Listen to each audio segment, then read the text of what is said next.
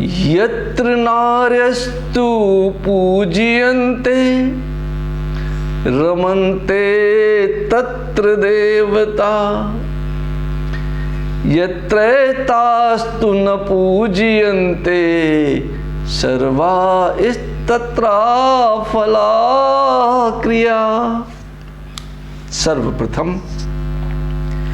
मेरी ओर से आप सभी को अंतर्राष्ट्रीय महिला दिवस की हार्दिक शुभकामनाएं।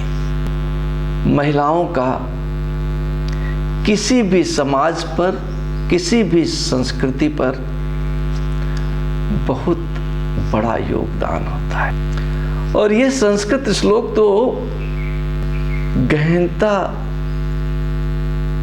के पार जाता है और गहनता में उतर कर कहता है जहां स्त्रियों की पूजा होती है, जहां उनका सम्मान होता है, जहां हम उन्हें आदर के साथ रखते हैं, वहां सदैव देवताओं का निवास होता है।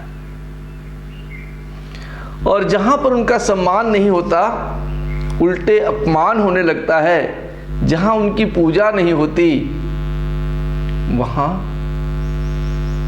किए गए सत्कर्म भी फलीभूत नहीं होते। आपके प्राणायाम, आपके द्वारा किए हुए यज्ञ, आपके द्वारा किए हुए मंत्र जप उन स्थानों पर, उन संस्कृतियों में, उन घरों में फलीभूत नहीं होते हैं जहां पर नारी का सम्मान नहीं होता, जहां उसका निरंतर अपमान होता रहता है। इससे बड़ी बात क्या हो सकती? और ऐसा क्यों कहा गया है? कहा इसलिए गया है कि जीवन की कल्पना ही नारी के बिना नहीं की जा सकती। और हमारा जीवन हमारी माता के जीवन से जुड़ा हुआ है। कभी आपने इस बात को गहराई से सोचा है?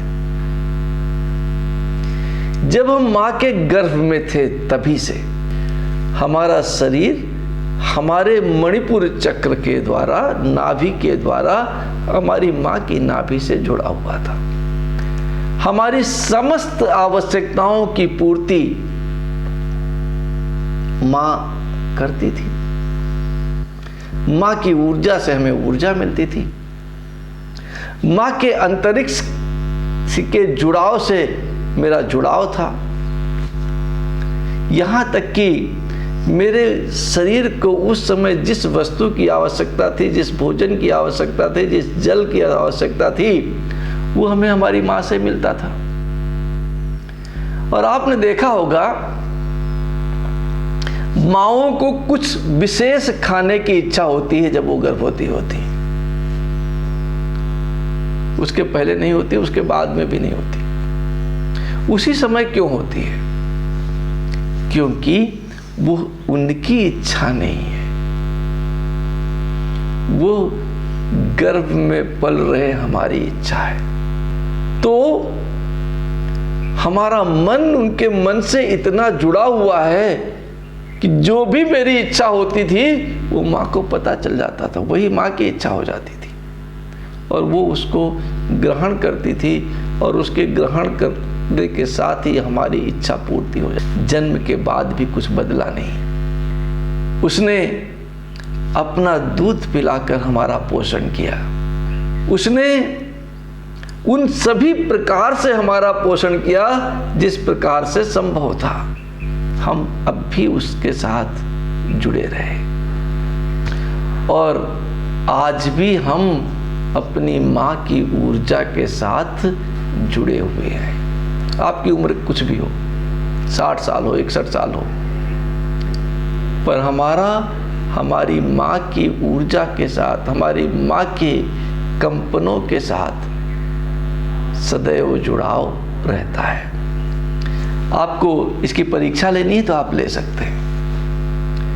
यदि आपकी माँ प्रसन्नचित्त होंगी और प्रसन्न मन से आपको आशीर्वाद देंगी, आपकी प्रगति होगी ही। कोई भी आपकी प्रगति को रोक नहीं सकता। यदि माँ नाराज हो गई, पहले तो माँ कभी नाराज होती नहीं, नाराज तो आप ही होते हैं। जब आप माँ से नाराज हो गए और आपने अपने द्वार ही बंद कर ली। कौन से द्वार? ऊर्जा द्वार। ऐसी ऊर्जा जो हमारे माँ के आशीर्वाद से हमें प्रदान हो रही थी, उसको बंद कर दिया तो कष्ट आना लाजमी है, आएगा ही। कष्टमय और दुखीमय जीवन की शुरुआत हो जाएगी। आप विभिन्न प्रकार के पूजा पाठों के द्वारा, विभिन्न प्रकार के मंत्रों और यज्ञों के द्वारा अपने जीवन को ठीक करने का प्रयास करेंगे, ठीक होगा नहीं। क्यों? क्योंकि ब्रह्मांड की ऊर्जा माँ की ऊर्जा से जुड़ी हुई है और माँ की ऊर्जा हमारी ऊर्जा से जुड़ी हुई है। जब उसकी कृपा होगी तो ब्रह्मांड की ऊर्जा स्वतः ही हमारे से जुड़ जाएगी। और जब हम ब्रह्मांड से जुड़ गए तो प्रत्येक चीज तो ब्रह्मांड में है ही। मुझे जिस चीज की आवश्यकता है वो ब्रह्मांड में मौजूद है। जब जुड़ाव हो गया, मेरा और आपका समझिए जुड़ाव हो गया, हम दो थे एक हो गए, पति पत्नी एक हो जाते हैं, तो क्या होता है? पति की समस्त संपत्ति पर, पत्नी की समस्त संपत्ति पर दोनों का अधिकार हो जाता है। तो ब्रह्मांड में कुछ है, मुझ में कुछ है। मुझ में ब्रह्मांड है, मैं ब्रह्मांड में हूं। दोनों में जैसे ही ये जुड़ाव हो गया, दोनों जैसे ही एक हो गए, ब्रह्मांड में व्याप्त समस्त चीज हमारे अंदर स्वतः ही विराजमान हो जाएगी। हमारी हर आवश्यकताएं स्वतः ही पूर्ण होने लगेंगी। ऐसा है माँ। पहली नारी जो हमारे जीवन में आई वो माँ ही तो थी। माँ के साथ दूसरी दादी माँ थी, जिसने अपने लाड़ प्यार से हमारा पालन पोषण किया। तीसरी नारी बहन थी, जिसने ख्याल रखा। चौथी पत्नी थी, और पत्नी तो बहुत ही महत्वपूर्ण है। क्यों? क्योंकि जो मनुष्य है, अगर पुरुष है तो 60% उसमें पुरुषत्व है, 40% नारीत्व है।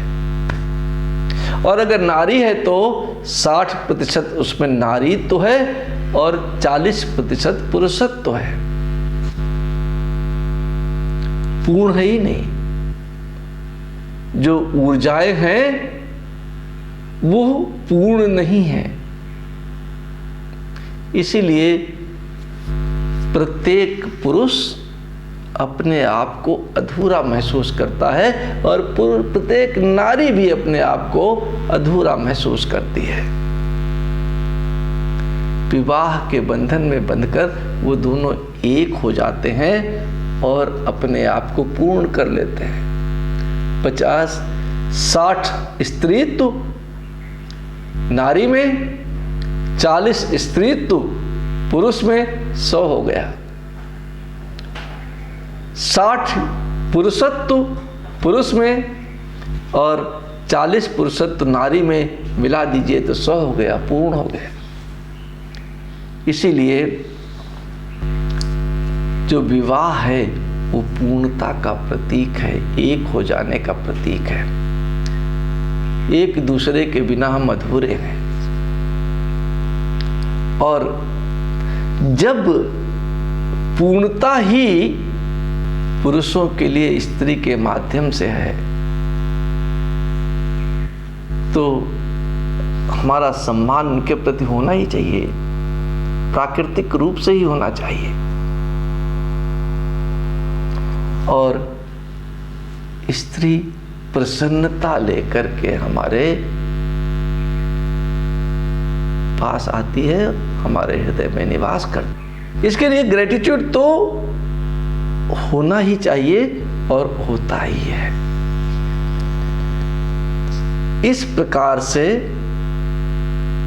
जब आपका जीवन की शुरुआत होती है तो मनुष्य के जीवन में 4 बड़े महत्वपूर्ण सुख हैं। निरोगी काया, पास में माया, पुत्र आज्ञाकारी, सुलक्षणा नारी। 4 सुख मनुष्य के जीवन में बड़े महत्वपूर्ण हैं। निरोगी काया, पास में माया, पुत्र आज्ञाकारी और सुलक्षणा नारी। ये सब बिना नारी शक्ति के संभव नहीं। नारी के बिना पुरुष अधूरा और पुरुष के बिना नारी भी अधूरी। इसलिए हमें एक दूसरे का सम्मान करना चाहिए। परिवारों में, समाज में, संस्कृतियों में, देश में, राज्यों में, राष्ट्र में, विश्व में, सभी जगह पर पुरुषों को नारी का और नारी को पुरुषों का सम्मान करना ही चाहिए। और इस प्रकार एक दूसरे को सम्मान करते हुए हम एक इकाई के रूप में, एक परिवार के रूप में यदि रहेंगे तो प्रत्येक खुशियां, प्रत्येक आनंद हमारे आसपास होगा। हमें इसे ढूंढने के लिए कहीं जाने की आवश्यकता नहीं पड़ेगी। इसलिए आइए हम सब मिलकर के आज संकल्प लें कि हम एक दूसरे का सम्मान करेंगे, नारियों का विशिष्ट रूप से सम्मान करेंगे, उनके आदर का, उनके सम्मान का विशिष्ट ख्याल रखेंगे और समझेंगे कि जहाँ नारियों की पूजा होती है वहाँ देवता रमण करते हैं। धन्यवाद, आभार।